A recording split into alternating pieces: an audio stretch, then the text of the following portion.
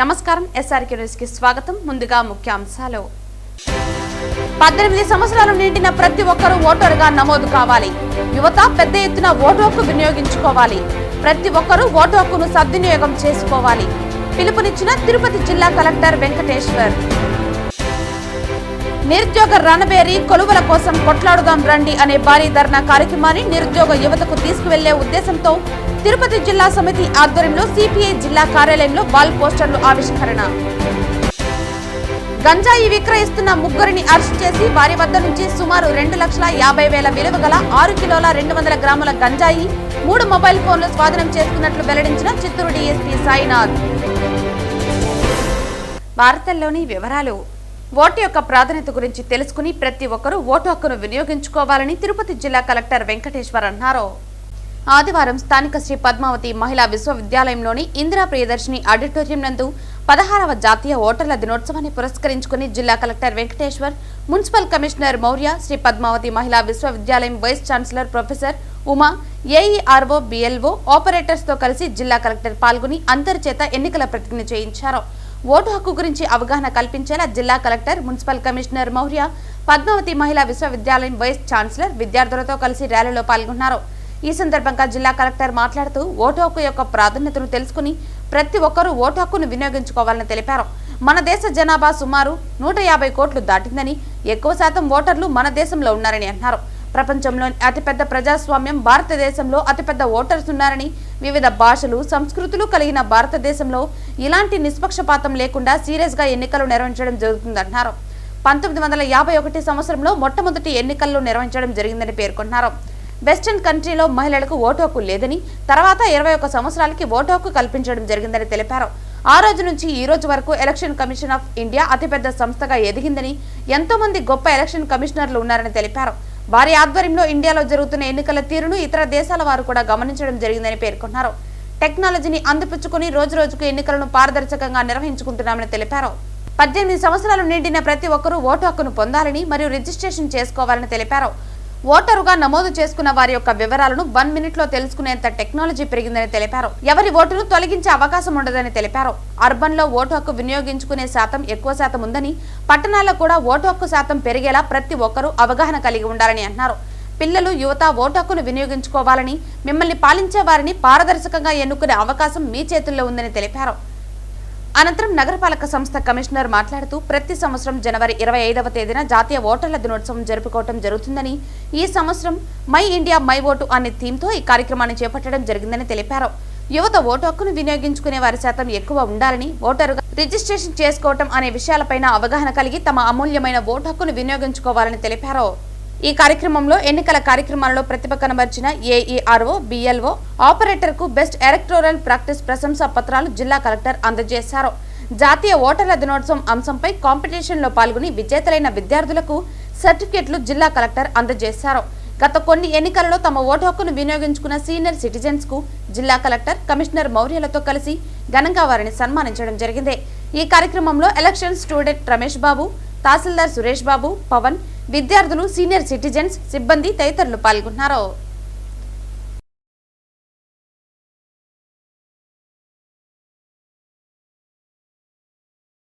రథసప్తమి పురస్కరించుకుని 108 సార్లు సామూహిక సూర్య నమస్కారాల అభ్యాస కార్యక్రమాన్ని పతాంజలి యోగా సమితి ఆధ్వర్యంలో ప్రకాశం పార్క్ లో ఆదివారం ఉదయం జరిగింది. ఈ కార్యక్రమంలో ఎమ్మెల్యే ఆరణి శ్రీనివాసులు పాల్గొని సూర్య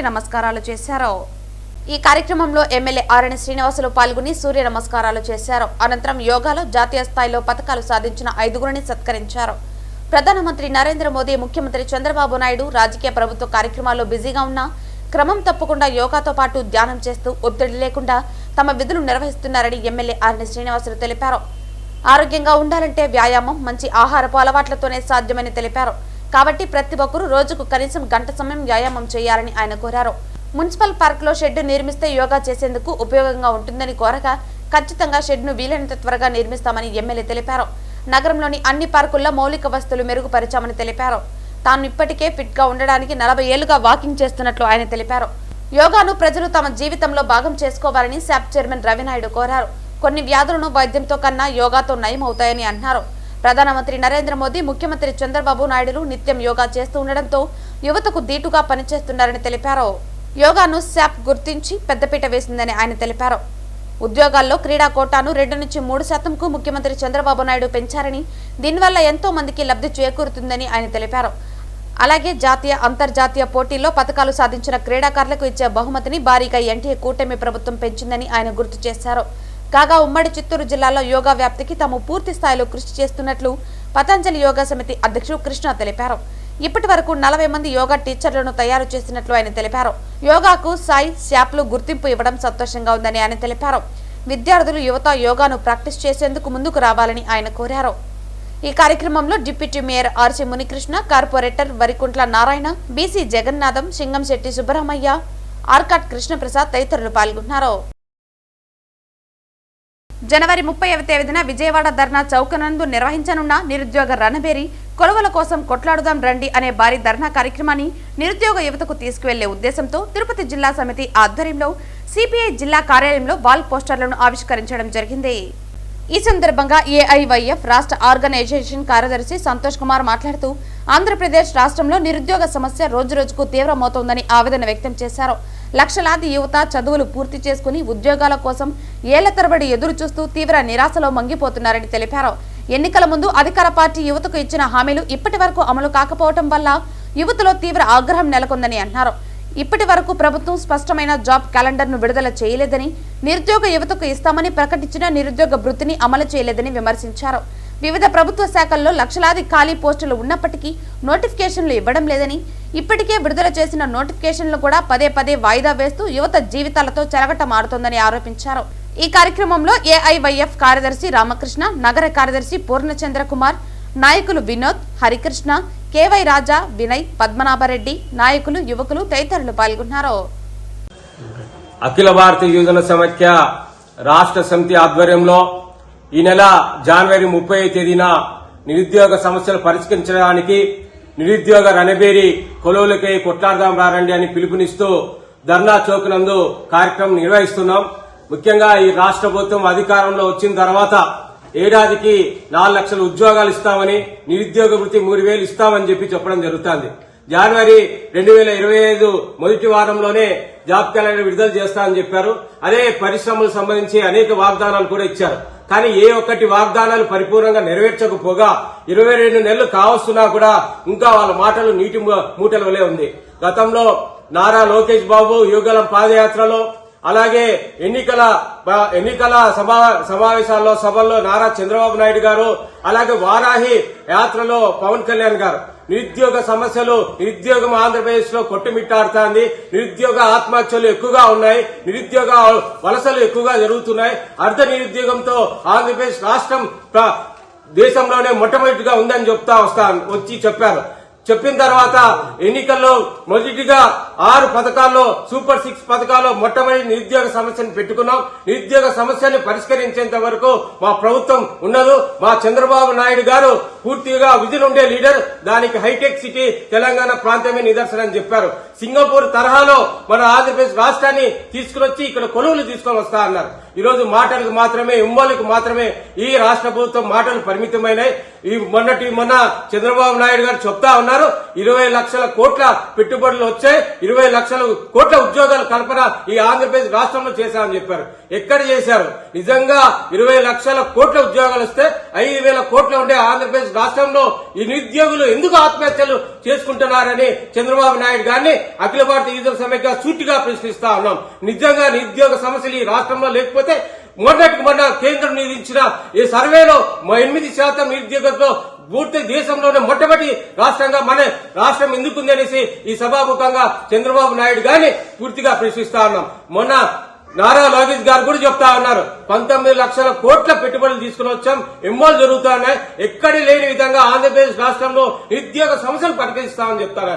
ఎక్కడ పరిష్కరిస్తున్నారో అర్థం కాలేదు. కేవలం మాటలకు పథకాలకు మాత్రమే నిరుద్యోగ సమస్య అయింది కానీ పూర్తిగా ఎక్కడా గానీ నాయకుల విధానాలంతా కూడా నీటి ముఠల వల్లే మారిపోయాయి. రథసప్తమి పర్వదినాన్ని పురస్కరించుకుని తిరుపతిలోని ప్రభుత్వ ప్రసూతి ఆసుపత్రి ఆవరణలో నిత్య అల్పాహార వితరణ కార్యక్రమాన్ని ఏకవీర సేవా ఫౌండేషన్ వ్యవస్థాపకులు ప్రతాప్ స్వామీజీ ఘనంగా ప్రారంభించారు. ఈ సేవా కార్యక్రమంలో భాగంగా ప్రారంభ దినాన సుమారు 500 మందికి అల్పాహారం అందజేశారు. ఈ సేవా కార్యక్రమంలో భాగంగా ప్రారంభ దినాన సుమారు 500 మందికి అల్పాహారం అందజేశారు. ఈ సందర్భంగా ప్రతాప్ స్వామీజీ మాట్లాడుతూ అన్ని దానాలలో అన్నదానం అత్యంత గొప్పదని, ఆకలితో ఉన్నవారికి అన్నం పెట్టడమే నిజమైన మానవ సేవని పేర్కొన్నారు. రాయలసీమ జిల్లాలతో పాటు కర్ణాటక, తమిళనాడు రాష్ట్రాల నుంచి కూడా అనేక మంది గర్భిణీలు చికిత్స నిమిత్తం తిరుపతి ప్రభుత్వ ప్రసూతి ఆసుపత్రికి వస్తున్నారని తెలిపారు. ముఖ్యంగా పేద, మధ్యతరగతి కుటుంబాలకు చెందిన వారు అధిక సంఖ్యలో ఇక్కడ వైద్య సేవలు పొందుతున్నారని, అలాంటి వారి అవసరాలను దృష్టిలో పెట్టుకుని ప్రతిరోజు ఉదయం అల్పాహారం అందించాలని సంకల్పంతో ఈ కార్యక్రమాన్ని ప్రారంభించినట్లు తెలిపారు. అన్నపూర్ణాదేవి ఆశీస్సులతో ఈ నిత్య అల్పాహార వితరణ కార్యక్రమాన్ని నిరంతరంగా కొనసాగిస్తామని ప్రతాప్ స్వామీజీ స్పష్టం చేశారు. ఈ సేవా కార్యక్రమానికి సహకారం అందించి అనుమతులు మంజూరు చేసిన ప్రభుత్వ ప్రసూతి ఆసుపత్రి వైద్య అధికారులు, సిబ్బందికి ఆయన ప్రత్యేక కృతజ్ఞతలు తెలిపారు. ఈ కార్యక్రమంలో ఏకవీర సేవా ఫౌండేషన్ సభ్యులు, సేవాభిలాషులు పాల్గొని కార్యక్రమాన్ని విజయవంతం చేశారు. సమాజంలో సేవాభావాన్ని పెంపొందించే ఇలాంటి కార్యక్రమాలు మరెందరికో ఆదర్శంగా నిలుస్తాయని పలువురు ప్రశంసించారు.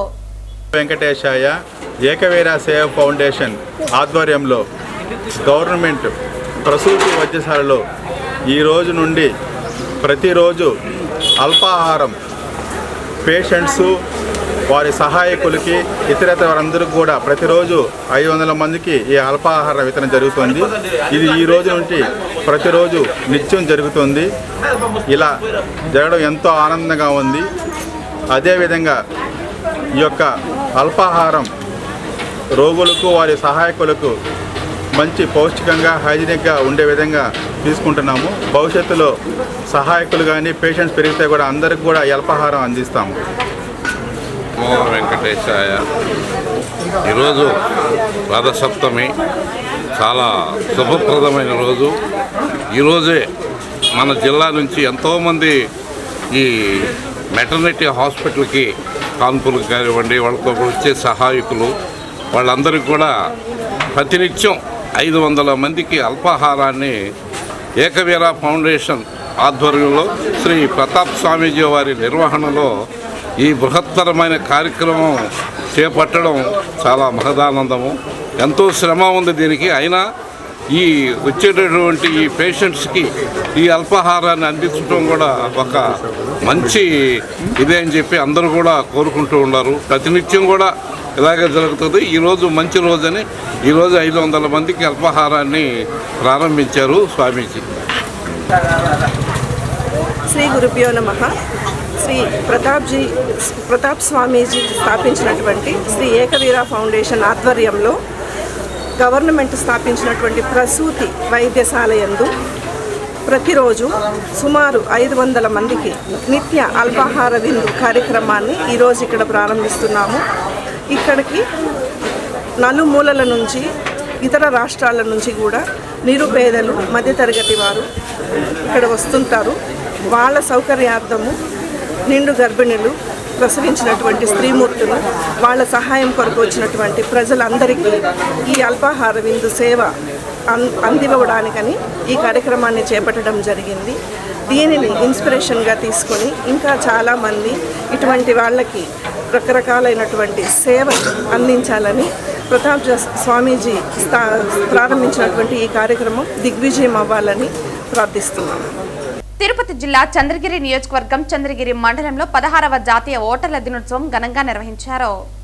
తహసీల్దార్ కార్యాలయంలో సీనియర్ సిటిజన్స్ ని సన్మానించిన జాయింట్ కలెక్టర్, ఆర్డీఓ, తహసీల్దార్ శివరామ సుబ్బయ్య కొత్తగా ఓటు హక్కు పొందిన వారికి నూతన ఓటు కార్డులను అందించారు. అనంతరం ఓటర్ల దినోత్సవం ప్రాముఖ్యతను, ఓటు వినియోగ ప్రయోజనాలను సబ్ కలెక్టర్ వివరించారు. తహసీల్దార్ కార్యాలయం నుండి టవర్ క్లాక్ వరకు కార్యాలయం సిబ్బంది, బిఎల్ఓలు ఓటర్లతో ర్యాలీ నిర్వహించారు.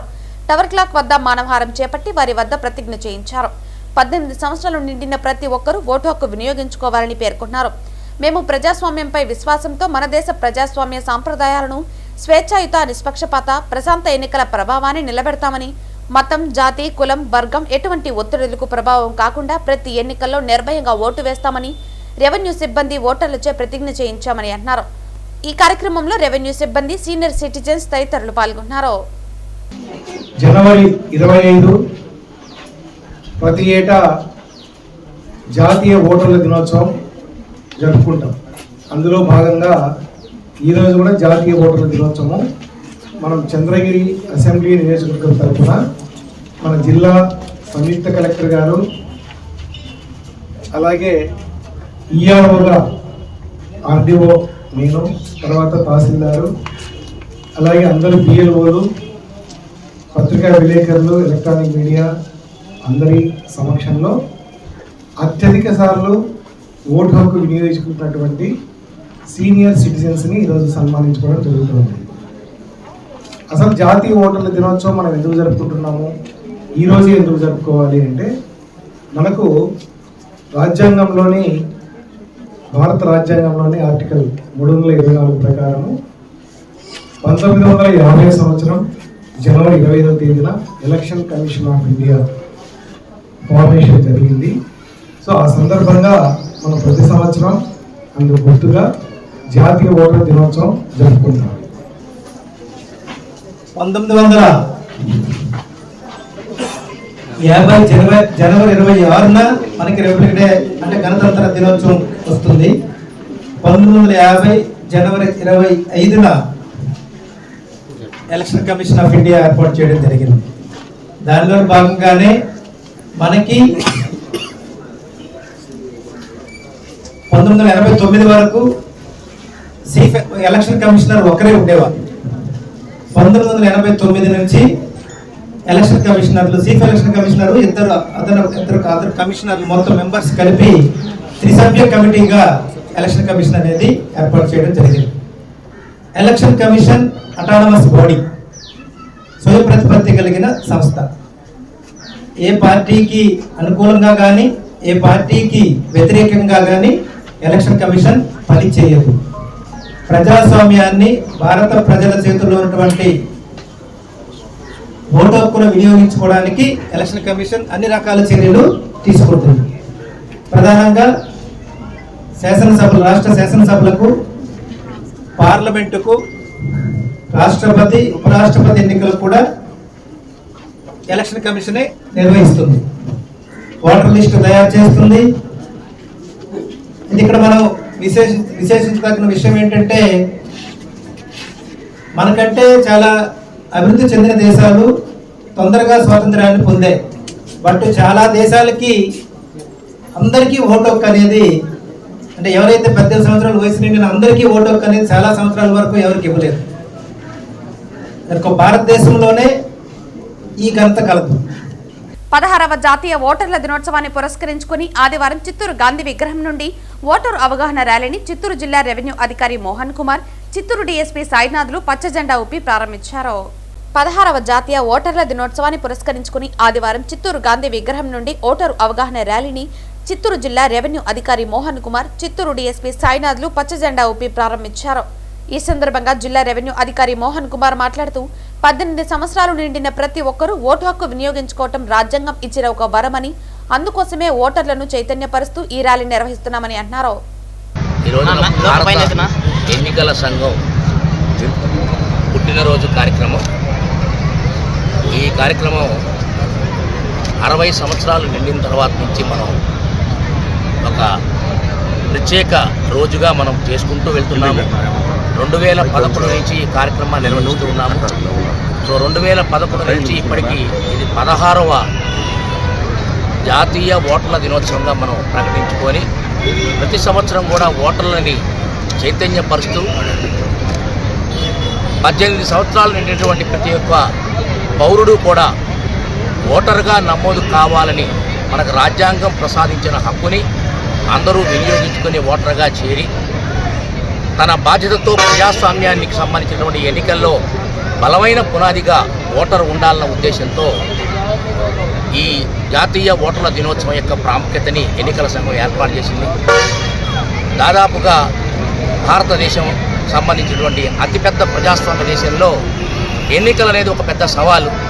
ఆ ఎన్నికలు నిర్వహించడానికి సంబంధించిన ఎన్నికల సంఘం చాలా ఎప్పుడు వినూత్నమైనటువంటి కార్యాచరణతో అనేక సవాళ్లను ఎదుర్కొంటూ ఈరోజు మన ముందుకు వెళ్తూ ఉంది. ఈరోజు కూడా రాబోయే రోజుల్లో ఒక ప్రత్యేక ఓటర్ల జాబితా, స్పెషల్ ఇంటెన్సివ్ రివిజన్ కింద కూడా ఎస్ఐఆర్ అనేది రూపొందించడానికి అన్ని రకాల కార్యాచరణ ప్రణాళికను సిద్ధం చేసింది. సో ఇప్పుడు దాంట్లో భాగంగా మనం ఎన్విడిఏ ఫంక్షన్ జరుపుకుంటూ ఓటర్లని అప్రమత్తం చేసుకుంటూ ఒక కరెక్ట్ అయినటువంటి పారదర్శకవంతమైనటువంటి ఓటర్ల జాబితాని రూపొందించుకొని దాని ద్వారా ప్రజాస్వామ్యంలో ఎన్నికల ప్రక్రియని సజావుగా సక్రమంగా జరిపించుకోవడానికి మనందరం కర్తవ్యోన్ముఖులు కావాల్సిందిగా ఎన్నికల సంఘం ఇచ్చిన పిలుపుని ప్రతి ఒక్క ఓటరు కూడా తీసుకోవాల్సిందిగా కోరుకుంటున్నాను. Thank you. ప్రతి ఇంటిని ఒక విద్యుత్ కేంద్రంగా తీర్చిదిద్దే దిశగా కేంద్ర రాష్ట్ర ప్రభుత్వాలు పీఎం సూర్యఘర్ అనే పథకాన్ని ప్రవేశపెట్టారని, తద్వారా విద్యుత్ ఆదాతో పాటు ఆదాయం చేకూరుతుందని చిత్తూరు విద్యుత్ operation division deputy engineer Munichandra వివరించారు. ప్రతి ఇంటిని ఒక విద్యుత్ కేంద్రంగా తీర్చిదిద్దే దిశగా కేంద్ర రాష్ట్ర ప్రభుత్వాలు పీఎం సూర్యఘర్ అనే పథకాన్ని ప్రవేశపెట్టారని, తద్వారా విద్యుత్ ఆదాతో పాటు ఆదాయం చేకూరుతుందని చిత్తూరు విద్యుత్ operation division deputy engineer Munichandra వివరించారు. ఆయన మీడియాతో మాట్లాడుతూ రోజురోజుకి విద్యుత్ వినియోగం మన నిత్య జీవితంలో ఒక భాగంగా అయిందని, ఇటువంటి పరిస్థితుల్లో సౌరశక్తితో 11 నెలల పాటు ఏమాత్రం ఖర్చు లేని విద్యుత్ని వినియోగించుకోవచ్చని, ఇప్పటికే డివిజన్ పరిధిలో 750 మంది వరకు ఈ పద్ధతిని అవలంబిస్తున్నారని, దీని ద్వారా వినియోగదారులు ఎంతో లబ్ధి పొందుతారని తెలిపారు. చిత్తూరు విద్యుత్ వినియోగదారులకు అందరికీ నా నమస్కారాలు. చిత్తూరు డివిజన్ పరిధిలో పిఎం సూర్యఘర్ అనే ఒక స్కీము రన్ అవుతుంది. అందులో భాగంగా ఇంటి పైకప్పునందు సౌర ఫలకాలు అమర్చుకున్నచో ప్రతి ఇంటిని ఒక విద్యుత్ కేంద్రంగా చేయవచ్చు. కాబట్టి ఈ స్కీము ప్రతి ఒక్కరు వినియోగించుకోవాలి. ఈ స్కీమ్లో ఏమంటే 2 కిలోవాట్స్ 3 కిలోవాట్స్ అని ఇది ఉన్నాయి. దాంట్లో 2 కిలోవాట్స్ 60,000 అనేది మనకు గవర్నమెంట్ నుంచి సబ్సిడీ వస్తుంది. అదే విధంగా 3 కిలోవాట్స్ 78,000 సబ్సిడీ ఉంది. దాదాపు ఇప్పటికీ 750 మంది కన్జ్యూమర్లు ఈ పిఎం సూర్యఘర్ అనేది వినియోగించుకున్నారు. వాళ్ళకందరికీ యూనిట్స్ బాగా జీరో బిల్స్ వస్తున్నాయి. కాబట్టి ప్రతి ఒక్కరు ఈ అవకాశాన్ని వినియోగించుకోవాలి. ఎందుకంటే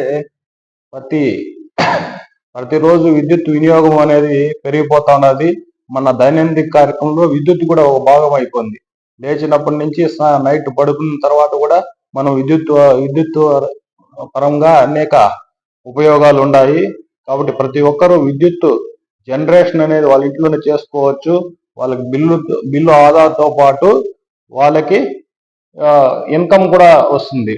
ఏ విధంగా అంటే సపోజ్ వాళ్ళు జనరేషన్ 300 యూనిట్లు అయ్యి వాళ్ళు వాడకం 200 యూనిట్లు ఉంటే 100 యూనిట్లకు డిపార్ట్మెంట్ వారు ₹2 లెక్కన వాళ్ళ అకౌంట్లో జమ చేస్తారు. కాబట్టి ప్రతి ఒక్కరు ఈ అవకాశాన్ని వినియోగించుకోండి. ఎందుకంటే సబ్సిడీ అనేది ఇంతకుముందు లేకుండా ఉన్నింది. ఇప్పుడు మనకు గవర్నమెంట్ వారు సబ్సిడీ ఇచ్చారు. ప్రతి ఒక్కరు ఈ అవకాశాన్ని వినియోగించుకోవాలి.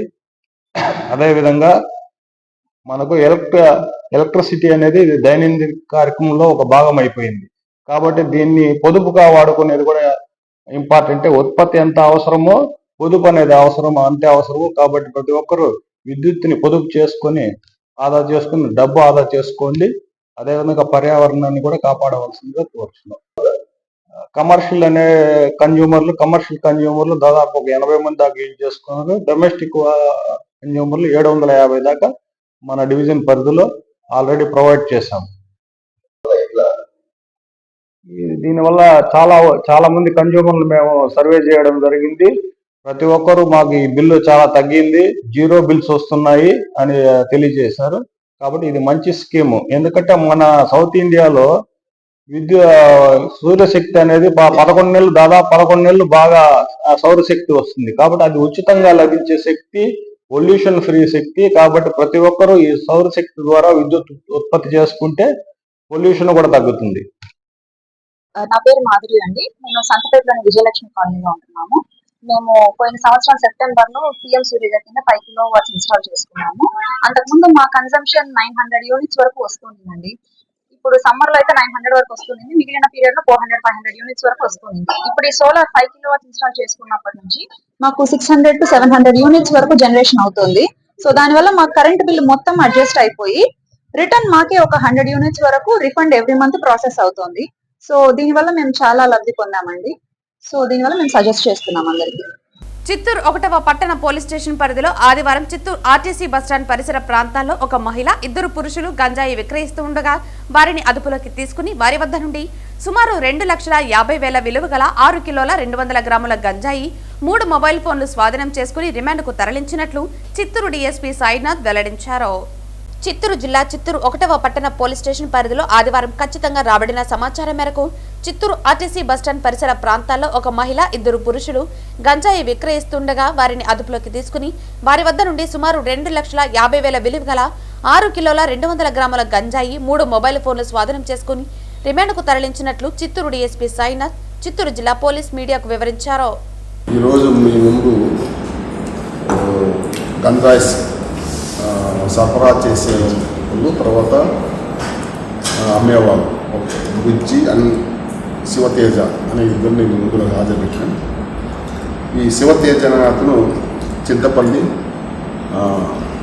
వైజాగ్ ఏరియా సంబంధించినటువంటి వ్యక్తి. అక్కడి నుంచి ట్రైన్లో గంజాయిని తీసుకొచ్చి ఈ బుజ్జి ఎవరంటే ఈమె ఏఎంపురం ఎస్ఆర్పురం, ఈమె భర్త హరిబాబు. ఇతను కూడా ఆల్రెడీ ఈ నెల 6వ తారీఖున మనకు వచ్చిన సమాచారం ప్రకారం అతన్ని అరెస్ట్ చేసినాము. అతను కూడా జైల్లో ఉన్నాడు.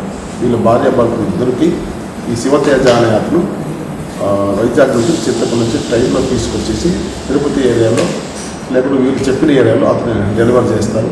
వాళ్ళు ఇక్కడ లోకల్గా వాళ్ళ కస్టమర్స్కి ఖర్చులు ఎవరికైనా పంపుతారు. అవన్నీ కూడా కొన్ని ఇంట్రాగేషన్లో ఇంకా కొన్ని విషయాలు వెలుగులోకి వచ్చాయి.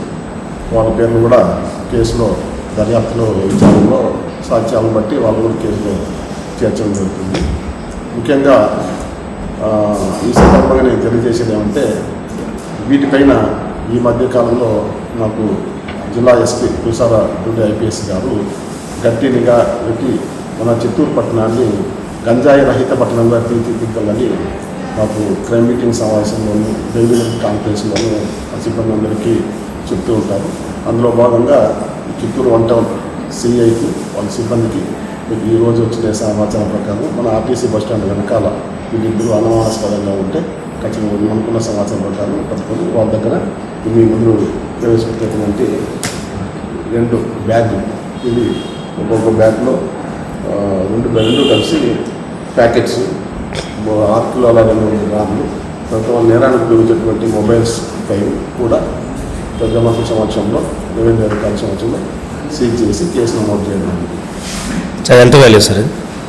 మొత్తం టోటల్గా గంజాయి 1.5 lakh, మొత్తం 2.5 lakhs. అంటే గతంలో వీళ్ళపైన కేసులు ఇదే గంజా కేసు ఉన్నాయి. బుజ్జి పైన ఉంది, శివతేజ్ పైన బైండ్ కేసులు ఉన్నాయి. కొద్దిగా ఇంకా మనం అక్కడ పోలీసులతో విచారిస్తే, ఎందుకంటే ఇతను వైజాగ్ ప్రాంతం వాడు కాబట్టి మనం అక్కడ పోలీసులు కనుక్కున్న తర్వాత ఇలా కేసులో అతను నేర్చుకుని మనకు తెలుస్తుంది. తిరుమలలో రథసప్తమి వేడుకలు వైభవంగా సాగుతున్నాయి. వివిధ వాహనాలను శ్రీ మలయప్ప స్వామి అధిరోహించి భక్తులను కటాక్షించారు. తిరుమలలో రథసప్తమి వేడుకలు వైభవంగా సాగుతున్నాయి. వివిధ వాహనాలను శ్రీ మలయప్ప స్వామి అధిరోహించి భక్తులను కటాక్షించారు. రథసప్తమి వేడుకలలో భాగంగా శ్రీవారు హనుమంత వాహనంపై మాడ వీధులలో ఊరేగుతూ భక్తులకు దర్శనమిచ్చారు. చిరంజీవి అయిన హనుమంతుడు శ్రీనివాసుని భుజస్కంధాపై మోస్తూ తిరుమాడ వీధులలో ఊరేగారు. హనుమంతుడు రాముని నమ్మిన బంటు. త్రేతాయుగంలో తనకు అపార సేవలందించిన ఆ భక్తాగ్రేశ్వరుని తాను మర్చిపోలేదంటూ ఆ బంటుకే తన సేవా భాగ్యం కలిగించిన సందర్భంలో ఈ వాహన సేవ జరుగుతుంది. విశేష పుష్ప అలంకరణతో స్వామివారు అంజనీపుత్రునిపై ఆసనులై భక్తులకు దర్శనమిస్తున్నారు.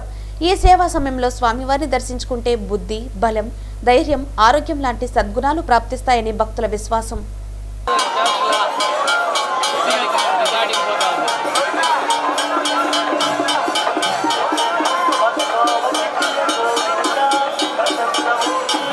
వార్తలు ముగించే ముందు ముఖ్యాంశాలు మరోసారి. 18 సంవత్సరాలు నిండిన ప్రతి ఒక్కరూ ఓటరుగా నమోదు కావాలి. యువత పెద్ద ఎత్తున ఓటు హక్కు వినియోగించుకోవాలి. ప్రతి ఒక్కరూ ఓటు హక్కును సద్వినియోగం చేసుకోవాలి. పిలుపునిచ్చిన తిరుపతి జిల్లా కలెక్టర్ వెంకటేశ్వర్. నిరుద్యోగ రణబేరి కొలువుల కోసం కొట్లాడుదాం రండి అనే భారీ ధర్నా కార్యక్రమాన్ని నిరుద్యోగ యువతకు తీసుకువెళ్లే ఉద్దేశంతో తిరుపతి జిల్లా సమితి ఆధ్వర్యంలో సిపిఐ జిల్లా కార్యాలయంలో వాల్ పోస్టర్లు ఆవిష్కరణ. గంజాయి విక్రయిస్తున్న 3 అరెస్ట్ చేసి వారి వద్ద నుంచి సుమారు 2,50,000 విలువ గల 6 కిలోల 200 గ్రాముల గంజాయి 3 మొబైల్ ఫోన్లు స్వాధీనం చేసుకున్నట్లు వెల్లడించిన చిత్తూరు డీఎస్పీ సాయినాథ్. ఈ వార్తలు ఇంతటితో సమాప్తం. తిరిగి వార్తల్లో మళ్ళీ కలుద్దాం. అంతవరకు సెలవు. నమస్కారం.